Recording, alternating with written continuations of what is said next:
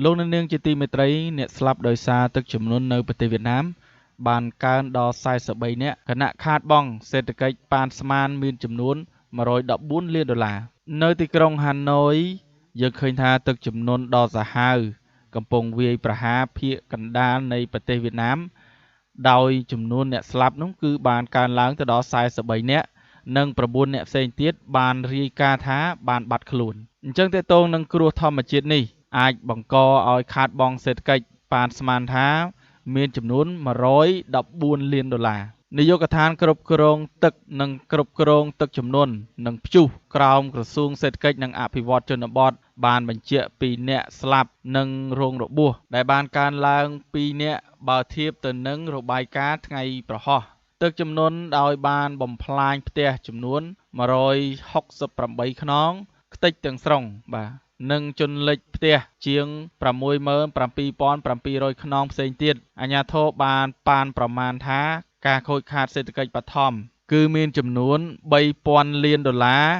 ឬស្មើនឹង113កដកសញ្ញា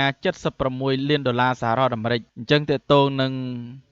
ទៅនឹងគ្រោះទឹកជំនន់នៅប្រទេសវៀតណាមយើងឃើញថាអាជ្ញាធរវៀតណាមបានប៉ានប្រមាណតេតងទៅនឹងសេដ្ឋកិច្ចនៃប្រទេសវៀតណាមទាំងមូលដែលបានជួបប្រទះគ្រោះមហន្តរាយទឹកជំនន់ដែលខូចខាតសេដ្ឋកិច្ចនោះគឺចំនួន$114 លានហើយមនុស្សគឺបានកើនឡើងបាទអ្នកស្លាប់ចំនួន43នាក់ហើយប្រទេសវៀតណាមគឺបានជួបនឹងគ្រោះបាទធម្មជាតិធ្ងន់ធ្ងរដូចគ្នាហើយយើងទៅមើលផ្ទះរបស់ប្រជាពលរដ្ឋវិញគឺបានបំផ្លាញទាំងស្រុងនោះគឺ168និងជន់លិចបាទជាង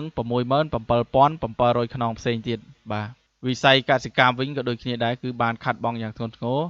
ដោយទឹកជំនន់បានបំផ្លាញដំណាំស្រូវផ្កានិងបន្លែបាទជាង13,000ហិកតាដំណាំផ្សេងទៀតបាទជាង2,000ហិកតាបាទសត្វពាហនៈ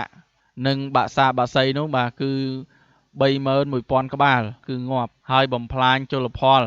88ហិកតាមួយវិញទៀតទៅនឹងហេដ្ឋារចនាសម្ព័ន្ធក៏ត្រូវបានខូចខាតយ៉ាងធ្ងន់ធ្ងរផងដែរទឹកជំនន់និងការរអិលបាក់ដីនាំឲ្យមានការកកស្ទះចរាចរណ៍យ៉ាងខ្លាំងរថភ្លើងដឹកអ្នកដំណើរត្រូវបានផ្អាកធ្វើការខណៈអាកាសយានដ្ឋានថយហៅក្នុងខេត្តភូយ៉ែនត្រូវបានបង្ខំឲ្យផ្អាកប្រតិបត្តិការរយៈពេល24ម៉ោងកាលពីពេលកន្លងទៅ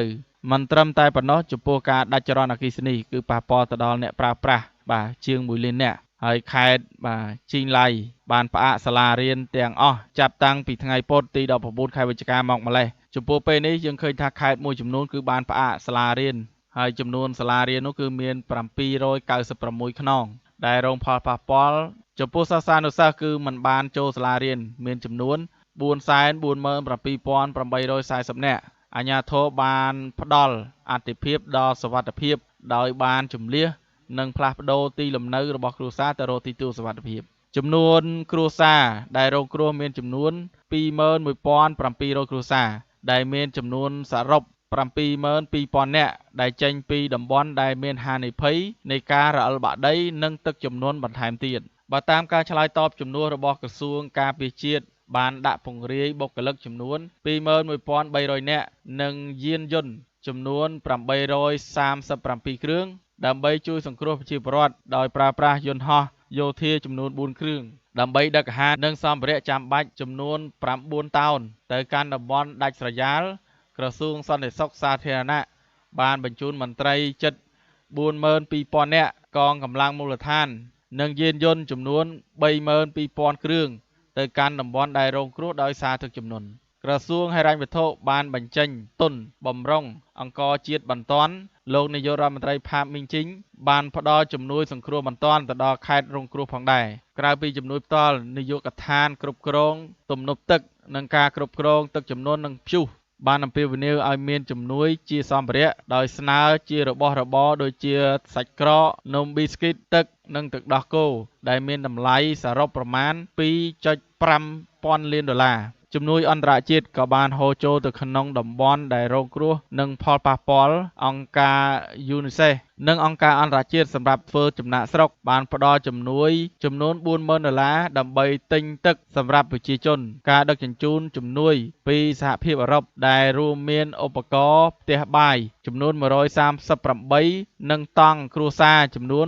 150ដែលមានតម្លៃប្រមាណ$75,660វាស្មើនឹង$87,310គេរំពឹងថានឹងត្រូវបានចែកចាយនៅខេត្តដាឡាក់នៅថ្ងៃសៅរ៍ទី22ខែវិច្ឆិកានេះក្រុមអ្នកស្ម័គ្រចិត្តជាច្រើនអ្នកមកពីកន្លែងផ្សេងៗគ្នានៅក្នុងប្រទេសវៀតណាមក៏បាននាំទូកនិងអាហារសម្ភារៈដើម្បីជួយទៅដល់ជនរងគ្រោះដោយទឹកជំនន់ផងដែរ